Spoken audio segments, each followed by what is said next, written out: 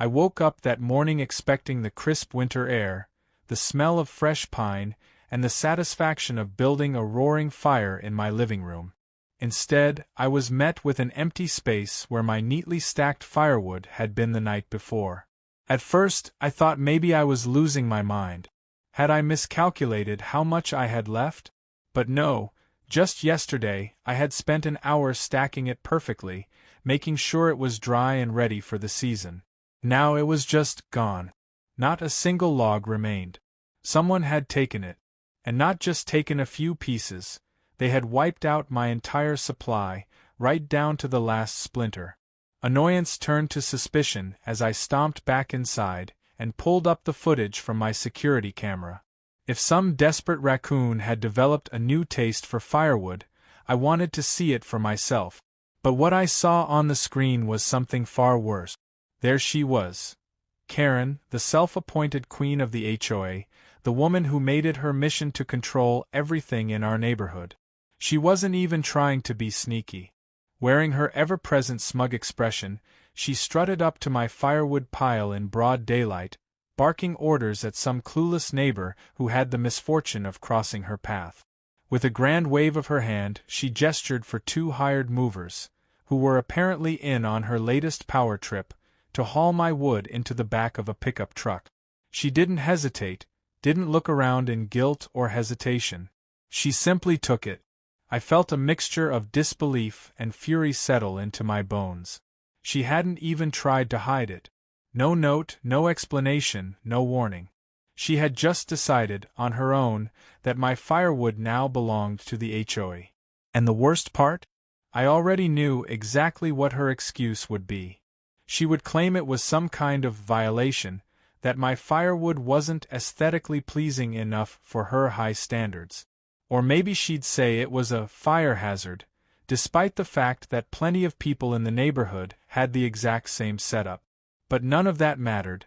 Karen made the rules, and Karen decided when to break them. Fueled by indignation, I stormed down the street, straight to her house. She had, of course, decorated it to look like the HOA headquarters, complete with an unnecessary American flag display and a mailbox so pristine it looked like it had been polished that morning. I barely had to knock before she swung the door open, already looking irritated, as if she had expected my visit and considered it an inconvenience. Before I could even get a word out, she put on her fake customer service smile. "Oh, Jake, good morning. What a surprise. What can I do for you?" "You can start by explaining why you stole my firewood," I said, crossing my arms. She had the audacity to scoff. "Stole? Jake, that's a rather strong word, don't you think? I merely repurposed it for the good of the community." I narrowed my eyes. "Repurposed it? Karen, that was my firewood. I paid for it. I stacked it. And now it's gone." Karen tilted her head, as if she were speaking to a particularly slow child. "Jake, you know as well as I do that the HOA has certain standards. Your firewood was unsightly. It was stacked in a way that, frankly, did not match the aesthetic harmony of the neighborhood. I was doing you a favor by removing it." I gritted my teeth. "Karen, it was stacked in my backyard. Nobody could even see it." She waved a dismissive hand. "That's not the point. The HOA's annual bonfire is coming up, and we needed extra firewood. Your pile was the closest and most convenient." I let out a humorless laugh. "So you're telling me you just helped yourself to my firewood because it was convenient for you?"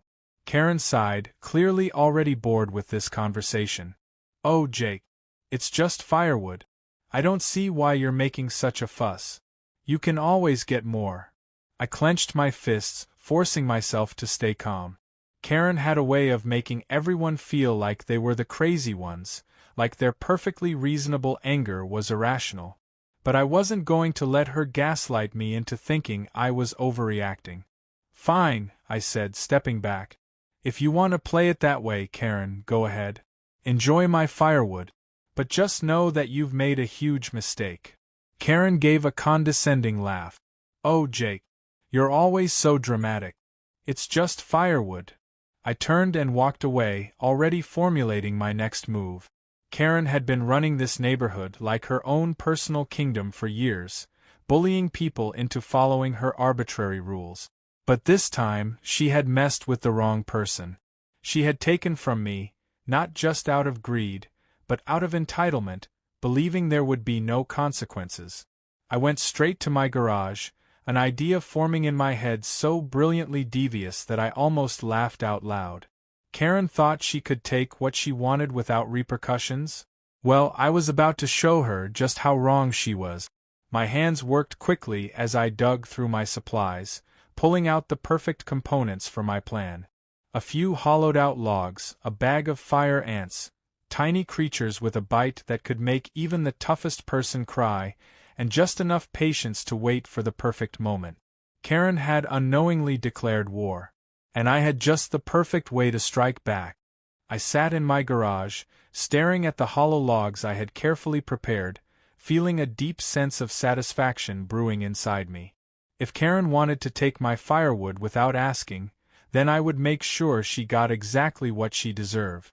There was something poetic about it. She had taken from me under the pretense of community betterment, but now she was about to unknowingly sabotage herself. I reached for the small container beside me, carefully lifting the lid just enough to confirm that my tiny army was still active. The fire ants inside swarmed angrily, their little bodies twitching with energy, completely unaware that they were about to become an essential part of my revenge. I had spent hours making sure the plan would work perfectly.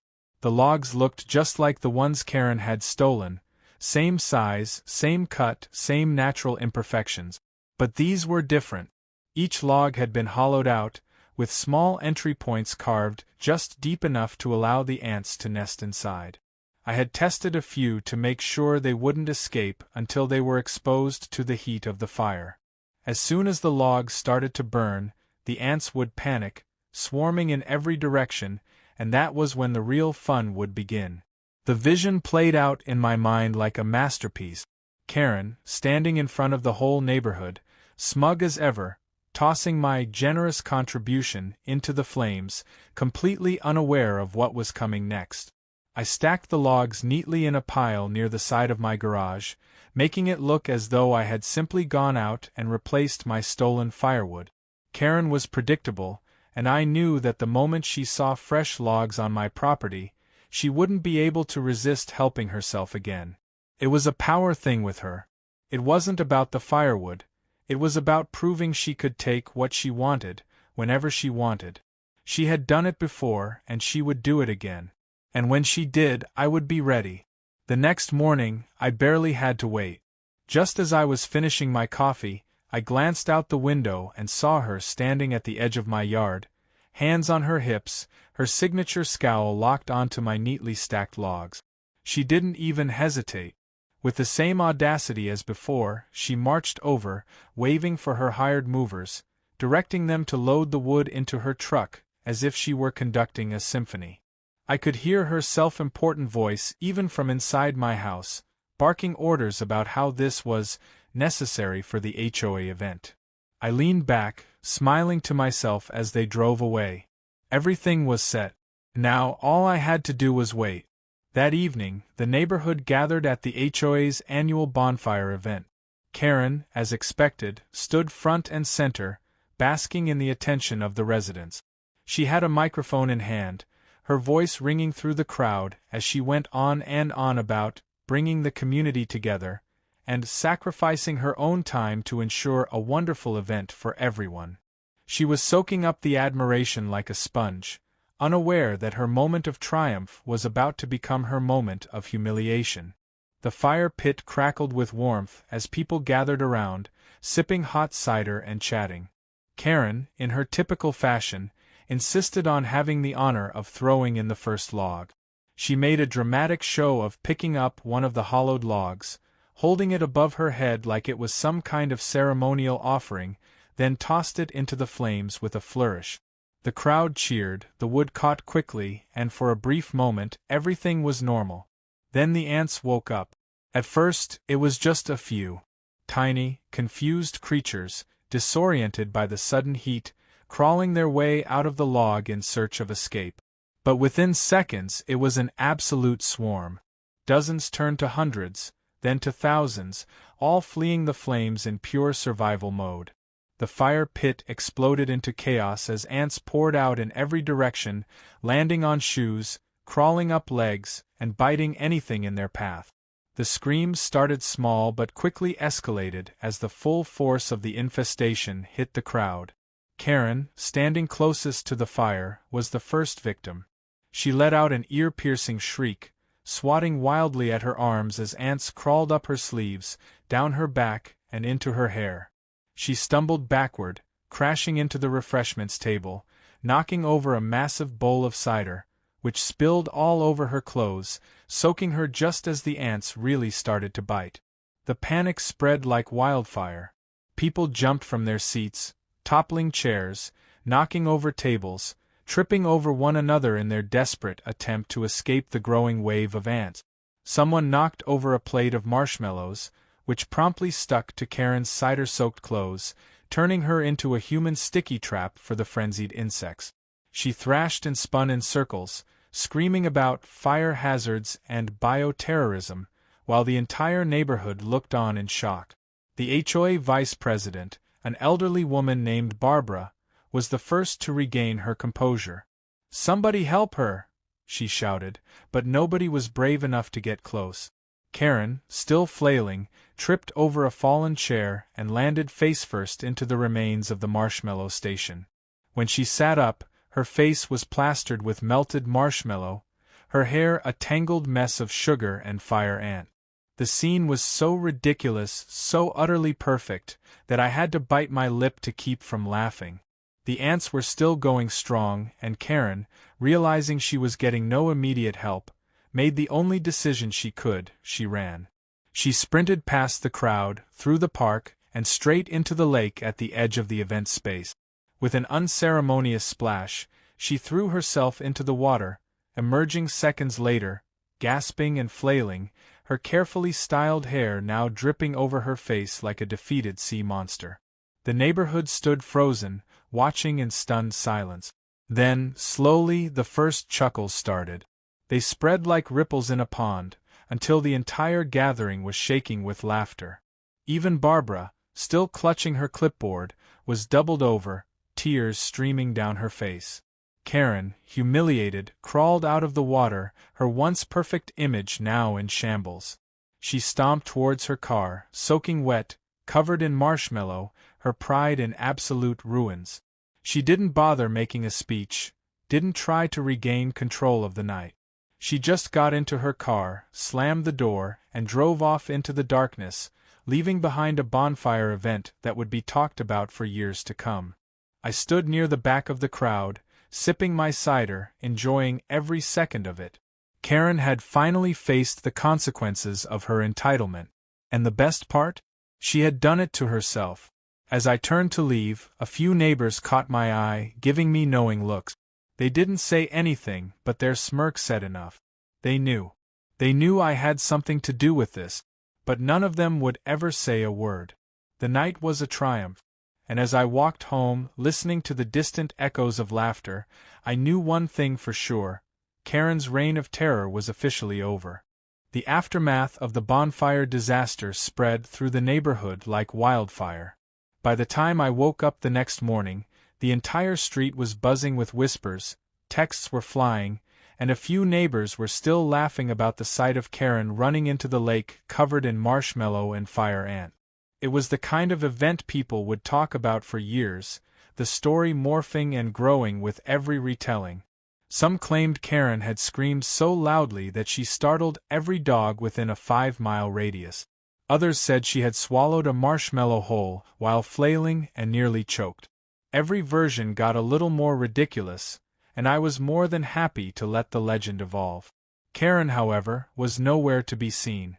Her house, which was usually a hive of self-important activity, stood eerily quiet. No early morning HOA notices taped to people's doors, no passive-aggressive emails about trash bins being left out for too long. It was as if the Queen had abandoned her throne. I figured she was licking her wounds, plotting her next power move, trying to find a way to spin the story so that she wasn't the villain.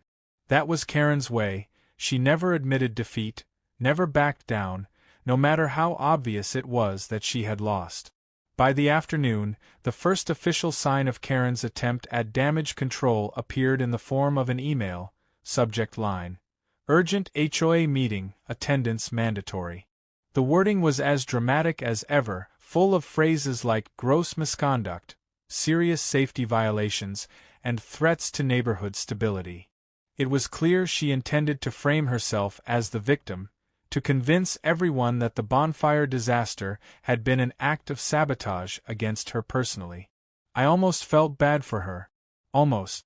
The meeting was held in the community center, and by the time I arrived, the room was packed. People were crammed into chairs, standing along the walls, all murmuring amongst themselves. A few turned and gave me knowing smirks as I walked in, their eyes twinkling with barely contained amusement. Karen was already seated at the front, looking uncharacteristically disheveled. Gone was her usual prim and proper composure. Her hair was still a little frizzy from its unfortunate dip in the lake, and her expression was tight with frustration. She was trying to maintain control, but she had lost something important the night before: her authority. She cleared her throat, attempting to regain her usual air of superiority. "Thank you all for coming on such short notice," she began, her voice a little too sharp, a little too forced. "We have a very serious issue to address today. Last night's bonfire event was a disaster, a disgrace to our community, and it was all due to a deliberate act of vandalism." A few scattered chuckles rippled through the crowd, but Karen ignored them, pressing on. "Someone," she continued, her eyes scanning the room, lingering on me for a second too long, "intentionally tampered with the firewood. That person put hazardous, insect-infested logs into the pile, causing chaos, injury, and reputational damage to the HOA. This is an attack on our very way of life, and I demand that the responsible party be held accountable." She paused for dramatic effect, expecting a wave of agreement. Instead, the room remained awkwardly silent. A few people exchanged glances, and then, from the back, someone snickered. Karen's jaw tightened. Barbara, the HOA vice president, finally spoke up, her voice slow and measured. "Karen, before we start throwing around accusations, maybe we should discuss the real issue here. Like how the firewood got there in the first place." Karen blinked, caught off guard. "What do you mean?" she asked, her tone suddenly defensive. Barbara leaned forward, clasping her hands together. "Well, correct me if I'm wrong, but didn't you take that firewood from Jake's property without his permission?" A ripple of murmurs swept through the crowd. Karen's face twitched, but she forced out a laugh. "Oh, please. It was for the benefit of the community. His firewood was in violation of aesthetic standards." Barbara raised an eyebrow. "You mean the same aesthetic standards that don't actually exist in the HOA guidelines?" Karen stiffened, her carefully constructed argument crumbling. "I was acting in the best interest of—" Another voice cut in, this time from old Mr. Thompson, one of the longest-standing residents. "Karen, you stole that man's firewood. Then you threw it into the bonfire in front of the whole neighborhood. And now you're mad because it backfired on you. Sounds like karma to me." Laughter erupted, louder this time. Karen's face flushed deep red, her composure slipping by the second. She had spent years bullying people, twisting rules to suit her needs, acting as if she was above everyone else. But now, the spell was broken. People weren't afraid of her anymore. They were openly mocking her, questioning her authority. And she knew it. "I move to have a vote," Barbara announced, cutting through the noise. "A vote to remove Karen from her position as HOA president." The room went silent for a moment, then erupted into a flurry of voices. People were nodding, whispering in agreement, while Karen's face twisted in horror. "You can't be serious," she sputtered, rising to her feet. "I have dedicated years to this community. I have made sacrifices. You stole firewood, ruined the bonfire, and nearly started a neighborhood riot," someone called from the back. "You fine people for having garden gnomes, another added. You wrote me up for leaving my porch light on too late, a woman chimed in. You banned lemonade stands, a kid shouted, and that was the final straw. The room erupted in boos, people shaking their heads, laughing, calling for the vote to be taken immediately. Barbara, barely containing her smile, stood up. All in favor of removing Karen from her position? Hands shot up across the room. More than half. More than enough. Karen's mouth opened and closed like a fish gasping for air. She turned to the crowd, desperate, trying to salvage her last shred of control. You're making a mistake. You need me. This community needs me. But nobody was listening. The vote had been cast. It was over. Karen let out an inhuman noise, a mixture of frustration and disbelief, and stormed out of the community center. The moment the doors slammed shut behind her, the room erupted into cheers. That night, I sat on my porch, a fresh pile of legally owned firewood stacked beside me. The air was crisp, the sky clear, the kind of perfect evening for a small personal bonfire.